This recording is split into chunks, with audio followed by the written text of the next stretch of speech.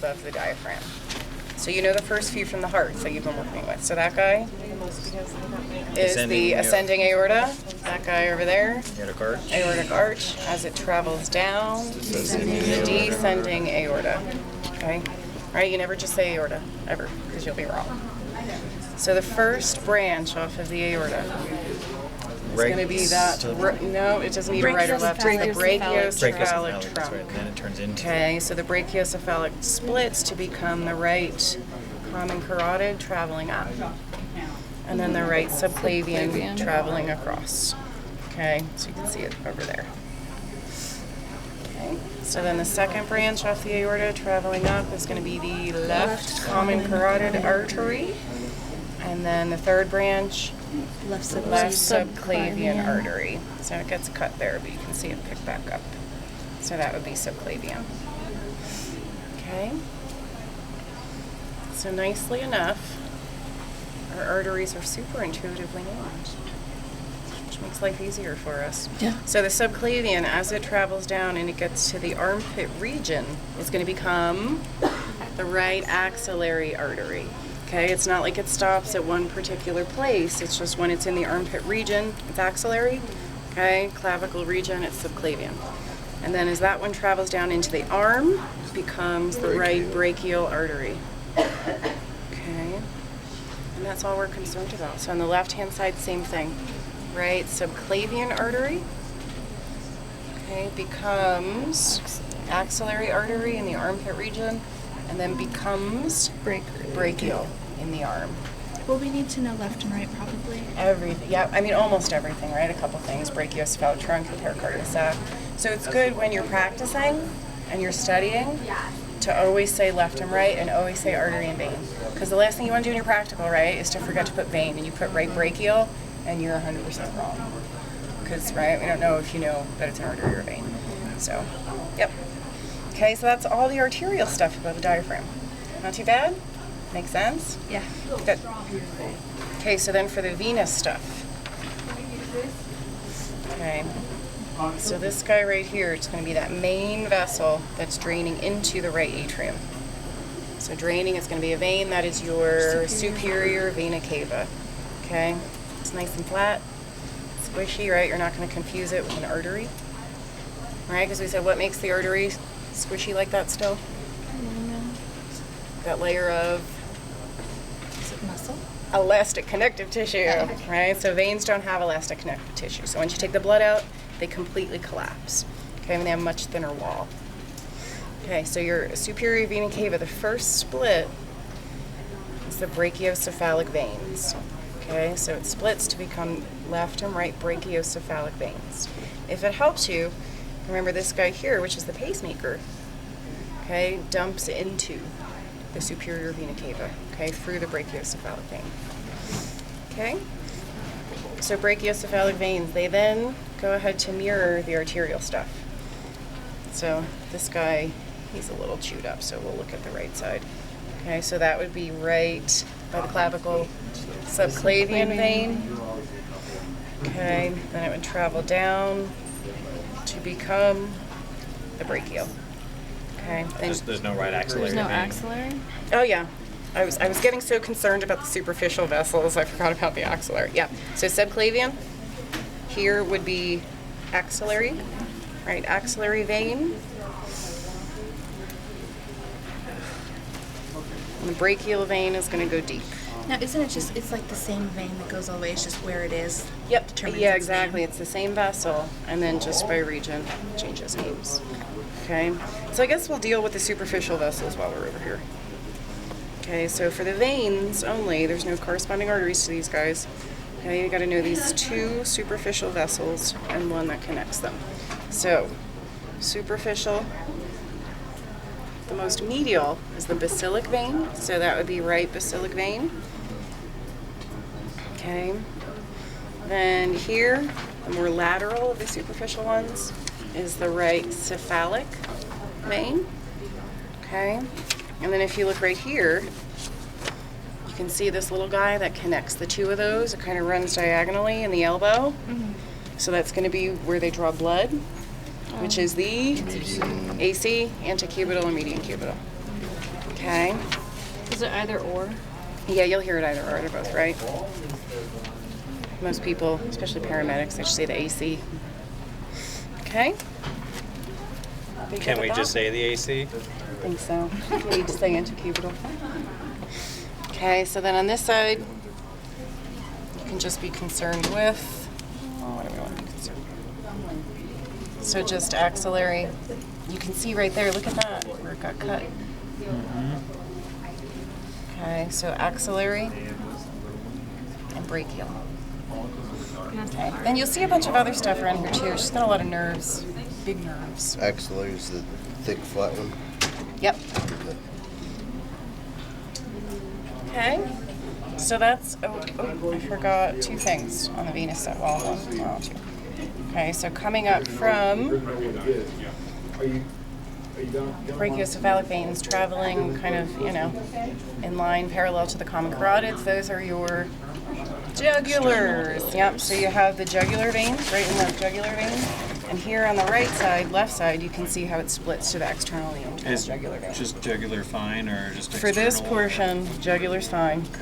For this guy, jugular's fine because you don't see the split. Got cut actually. Okay, but on this left side, you can see internal and external jugular veins. Do we need to know both internal, external? I think so. That's one of the ones that he's going to consider adding. I'd imagine he would. They're pretty clear. Okay. Can He said it can you depends show it on again? which ones he can Internal? pin easily. And external. External's a large one? Yep. Bigger guy. Can you show that again? I'm sorry. Yep. External. Internal. Okay. Make sense? Okay. So then below the diaphragm. This is her abdominal aorta. This is wild. So this is a huge, massive aortic abdominal aneurysm. This should not look like that. You see how, you'll have to get in and it's just crazy. So, this is her abdominal aorta. Wow. It's great, yeah. And it just continues down with the plaque and the aneurysms. And ooh, did you hear that one? You can get in there and crack it. Heard it? Yeah. She has intense osteoporosis too, so if you do that to her ribs, they just disintegrate. Yeah. Okay, so off of your abdominal aorta. Okay, we have this first vessel here. Okay, so this, it's going to be the first branch off the abdominal aorta. It's the celiac trunk.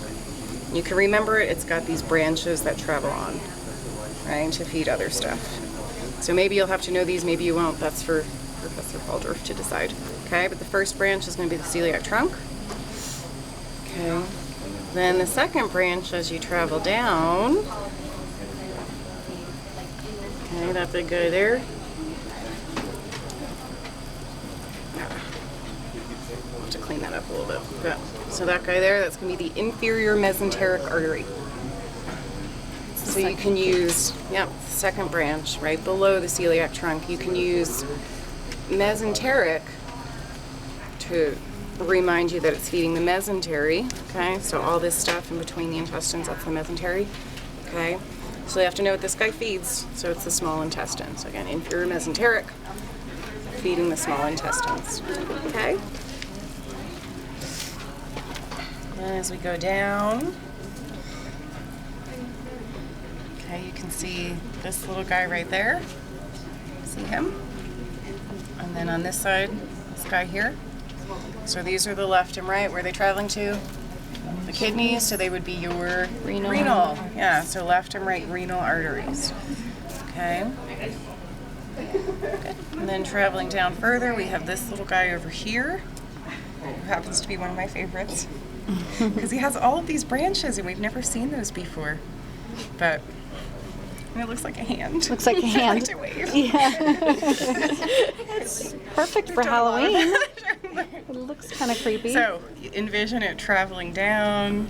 This is going to be the inferior mesenteric artery. It's going to be feeding the large intestines. Okay, so the first was the superior. Superior mesenteric, small intestine. Inferior mesenteric, large intestine. And should you be interested like me, you can feel down here in the sigmoid colon about to leave. There's a lot of stuff that was not evacuated. It's just kind of cool, I think. Weird. Okay. Other arterial stuff.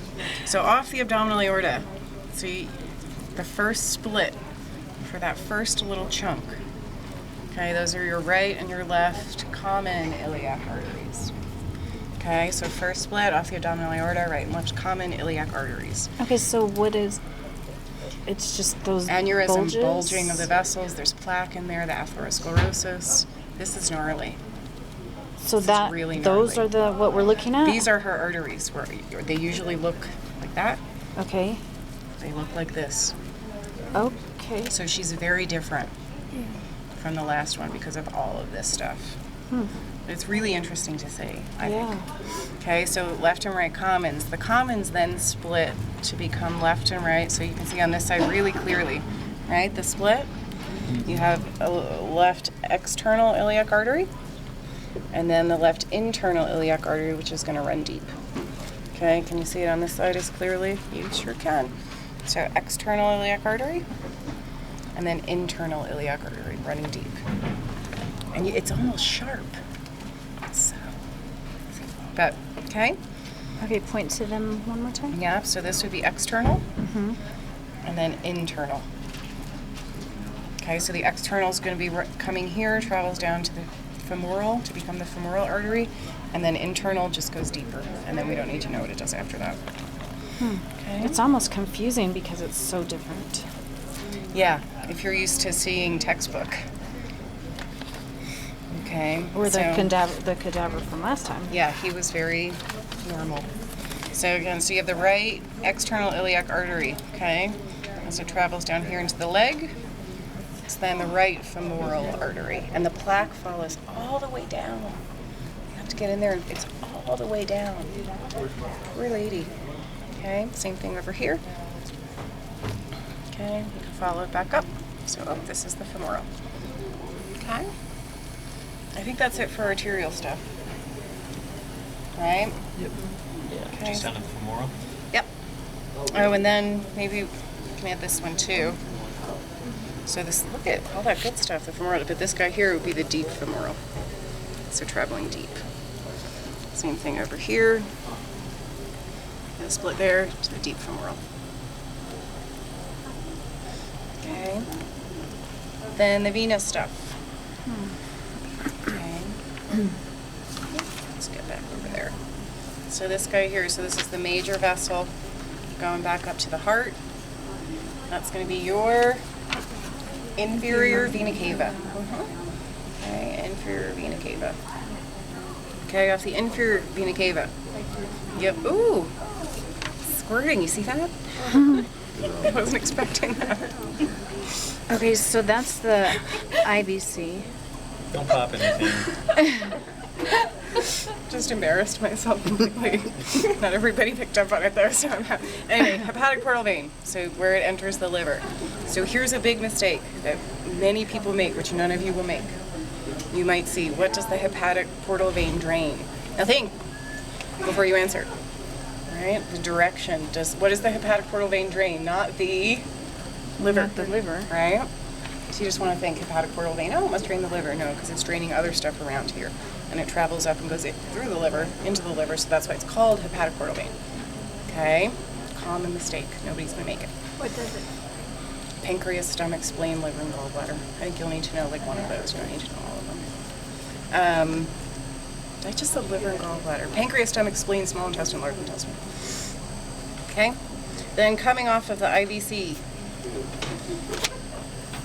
Okay, see this guy here? It's going to be traveling to the kidney. And then this guy right over here coming off of the IVC going to the kidney. So your left and right renal veins. Okay, and this is just interesting anomaly. The renal vein usually goes under the abdominal aorta. For her, it's weird that it goes on top of it. Wow. And it's not like that could have flipped ever, so just one of those things, you're going with. But, okay. Then we have another one coming off of the IVC. So vein traveling down to here, which is her ovary. Okay. So that's going to be the right gonadal vein. Okay. So she has like a little bit of the cyst stuff, not like the 201. You can see the fimbriae. So it's more than, you know, I mean, it's not normal, but it's not like that last one that was huge and gnarly. Okay? It's a right gonadal vein. Anything else venous in the abdomen? No, I think we're good. Is there a Were the iliac veins? Yeah, is it we're gonna. the left one or is The it- left one got torn. Oh. The gonadals are cool too because they're another point of asymmetry in the body. So the right gonadal comes off of the inferior vena cava, where the left one, this looks like it's a piece of it, comes off of the renal vein. Just strangely enough, that's how it works. But we can't really see it, so you don't have to worry about it. Okay. So then the inferior vena cava would split. So this first branch, same thing as the arterial side, right, from there down. So first split of the inferior vena cava are going to be your common iliac veins, okay? So you see that there? And then, oh, there it is. That's pretty nice. Okay, they further split, same thing as the arterial side. Here's the external. Do you see the internal? Can you see where it splits? Let's see if we can clean that up a little bit, but that might be what it is. Yeah, so this guy looks like that's torn actually.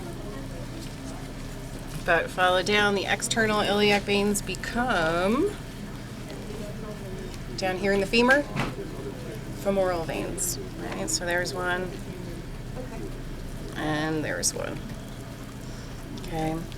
So can you use color to tell the difference down here?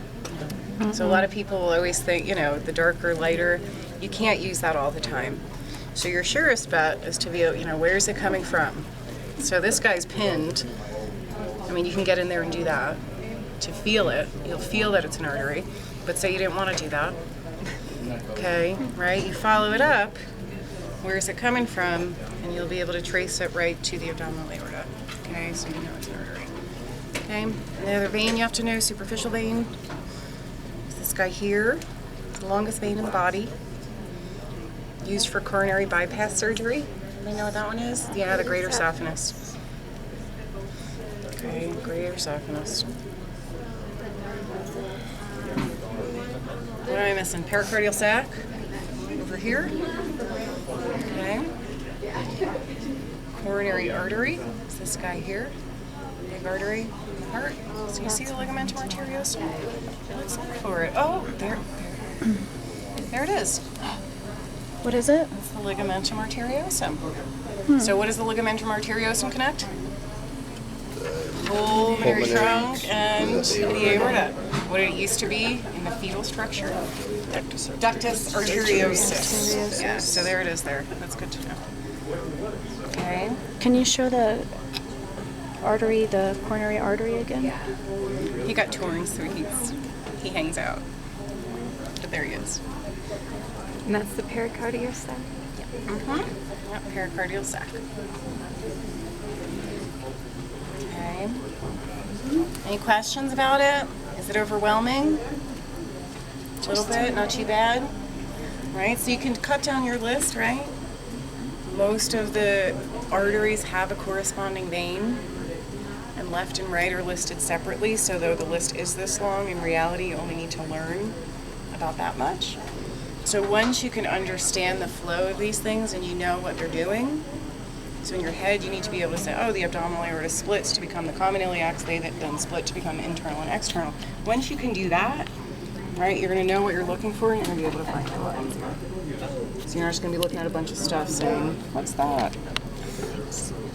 Okay, and get in there, get gloves, because she's really cool. Yes!